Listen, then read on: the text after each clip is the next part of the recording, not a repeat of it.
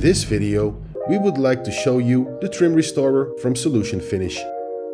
This product contains black pigments and will therefore restore the black color of your plastic parts such as trims and bumpers instead of only covering them temporarily. Start by shaking the product very well. Make sure you wear gloves and then apply the product to a microfiber pad. Work the trim restorer well into the plastic part you want to treat. You can see from the pad that the product is effectively coloring to black.